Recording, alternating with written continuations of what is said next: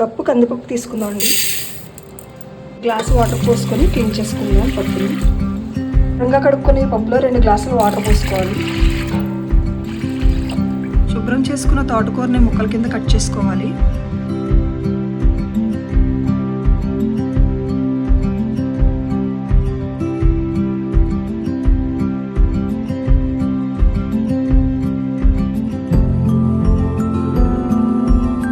తోటకూరని 2 times వాటర్లో clean చేసుకోవాలి.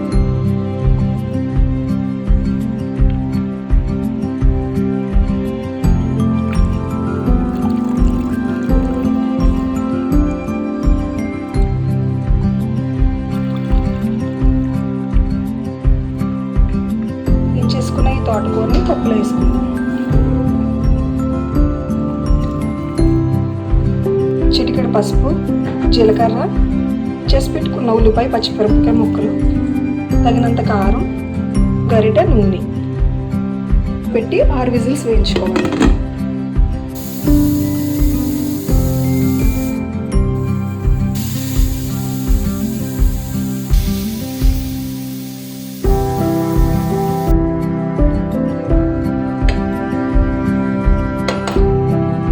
ఈ ఆకుకూర పప్పు చల్లారిన తర్వాత పప్పు గుంత మెతుకుతుందామండి మెత్తగా.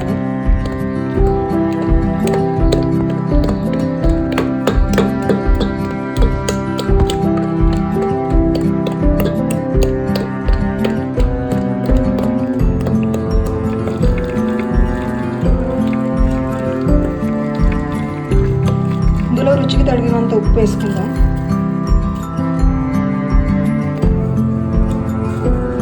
ఒక కప్పు చింతపండు రసం కూడా వేసుకుందాం.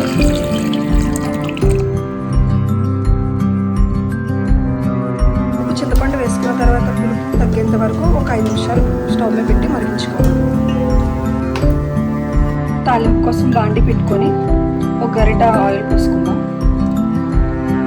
వేడెక్కాక ఆవాలు, మినపప్పు, జీలకర్ర, వెల్లుల్లిపాయలు, ఎండుమిరపకాయలు, కరివేపాకు,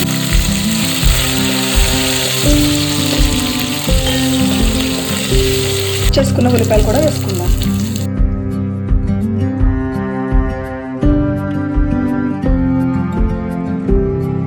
పప్పు తాలింపు పెట్టుకుందాం.